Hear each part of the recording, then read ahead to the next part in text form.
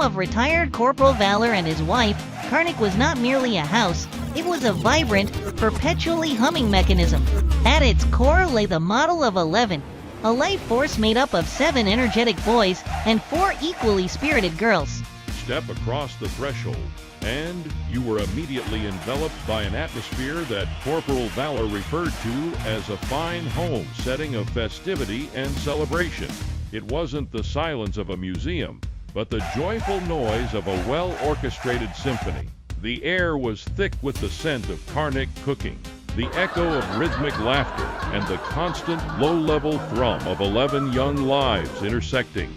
Yet, for all the activity, the key immediate observation was one of order and expectation, not chaos. There were dedicated spaces for study, defined short and a schedule that moved with spot-on execution. A lasting legacy of Corporal Valor's service. For Valor and Carnick, raising this formidable family was the opposite of a burden. It was their core belief and their grandest mission. They viewed their children not as mouths to feed, but as future examples. This vision was the foundation of their strict, loving governance. Discipline and academic rigor were the twin pillars of the household. Homework was not an option. It was a sacred, non-negotiable duty.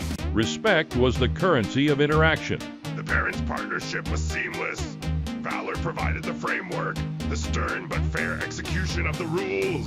Carnick provided the warmth, the nourishment, and the tireless attention to individual needs. Together, they laid the groundwork, ensuring that every child understood that the sheer size of their family was a strength, an inherent support system, and a testimony to their shared unwavering commitment. The model was clear. This was a family built on purpose. The model of 11 was structured top-down, and at the apex stood the pushy pioneers, the firstborn and the secondborn. They were introduced not merely as older siblings, but as majorly grown seniors, their presence commanding and their ambition palpable. The most immediate impact of these two was their profound effect on Corporal Valor and Carnick. The firstborn, the current birthday celebrant, and the secondborn were self-sufficient to an impressive degree. They had internalized the family's mission, transforming into highly functional deputies. They actively relieved the parents' stress, not by being absent, but by being present and competent.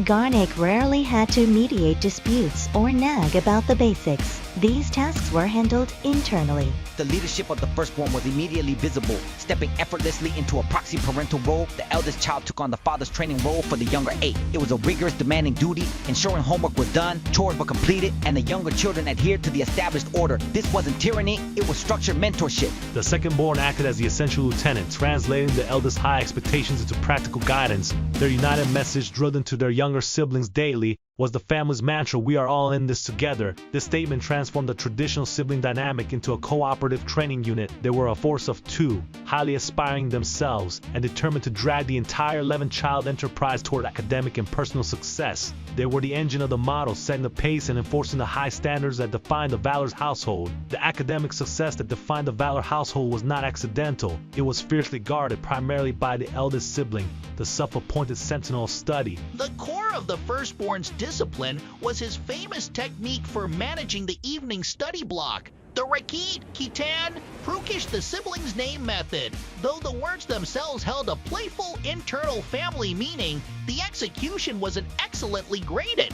When the 9 younger siblings settled into their designated study spaces, the eldest took post at the door, ensuring an impenetrable barrier against all external distractions. He was the model of firm politeness. When friends of the younger children inevitably came knocking, hoping for a brief social distraction, the firstborn would meet them with an unyielding smile.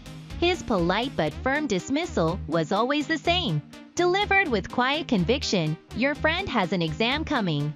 This daily ritual was far more than simple household discipline. It was a powerful, early lesson in prioritization and setting boundaries. The firstborn, clearly on the path to becoming a future mathematician and lecturer, understood the long-term value of undisturbed focus.